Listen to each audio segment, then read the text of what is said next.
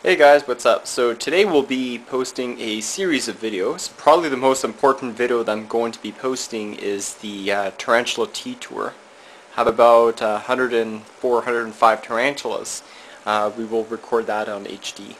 And later on this week, there's about 4 cages, 1, 2, 3, and 4. We'll be transferring a slew of teas, so I'm going to be making that.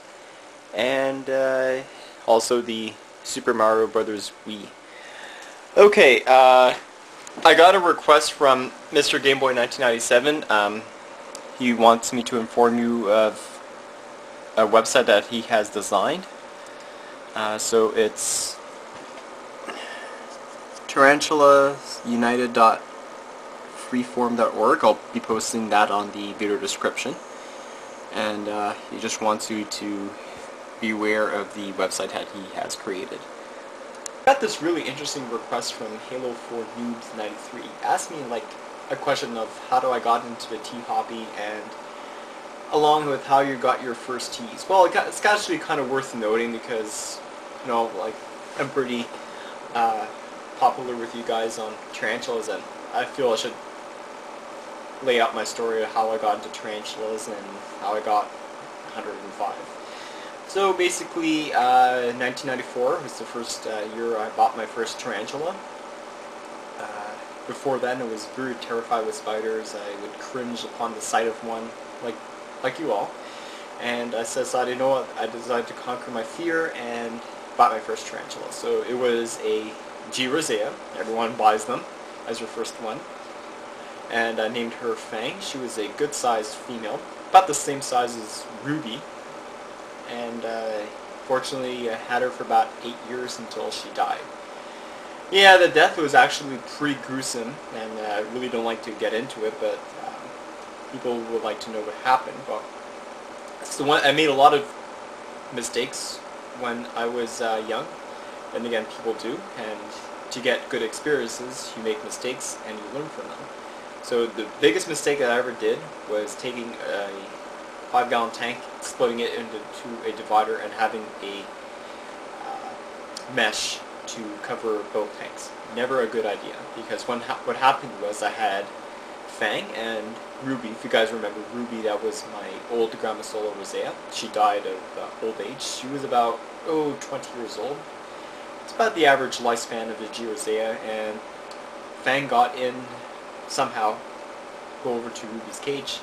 And because tarantulas are cannibals, they fought, and Fang lost, and Ruby won, essentially. So that's probably one of my darkest histories of keeping tarantulas. So I had a lot of teas that came and went. You know, like I had a couple of B-Smithy, had 2 of them. I had, I think it was 2 females. One died prematurely, and the other one died of old age.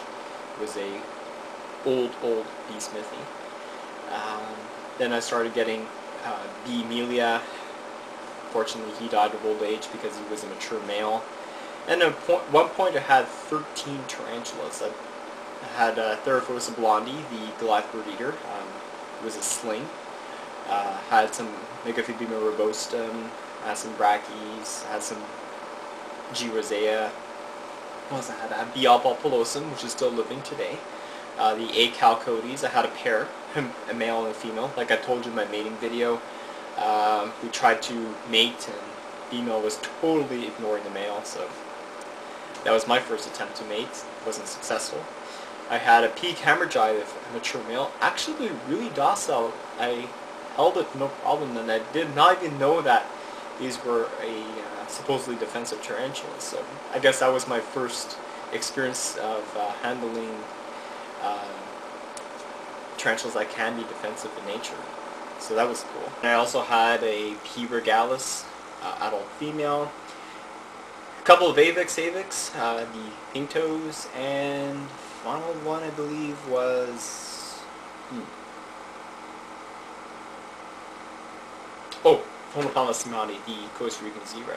So keep in mind, Tarantula Canada didn't even exist back then, and I used to got my tarantulas from pet stores that had access to importations from tarantulas. So, all was well until about 2001. The final tarantula that I bought was a Grammosola pulchra, the Brazilian black ebony. She was about that small, just maybe slightly smaller than Paul's. So then, by the time I went to Cégep, well, this is the college, I stopped collecting teas. You know, I still care for them. Didn't have any interest in them buying. So now, back in 2007, that was a big year for my tarantula collection because it started to increase. So I noticed a lot of YouTube videos and looking at tarantulas and so like, you know, I really should start getting to tarantulas again. So that's when I bought my first tarantula in 6 years. There's Scarlet. That's the first one I ever bought. And I started posting YouTube videos as of 2007. My first YouTube video was a 24-second cell phone video of me handling Scarlet after she freshly molted about a week ago. So that was awesome. So then I came to discover Tarantula Canada. That's the first tarantula I ever bought from there was the Eupalustris Campstratus, the Pink Silver Beauty, and that's when my collection just really blew out of proportion. Now in 2010, look at my collection. All the way from about 5 to 105. That's a lot. So also 2007 was also the year I posted a lot of YouTube videos on my tarantulas. I document them, their growth rate, their eatings, their molting. Pretty much ever got a new tarantula, I would record it, show you how to take care of it, and such. And 2 years ago, YouTube offered me the YouTube partnership, and I accepted, and this is what my channel looks like 3 years later. So with 2,511 subscribers,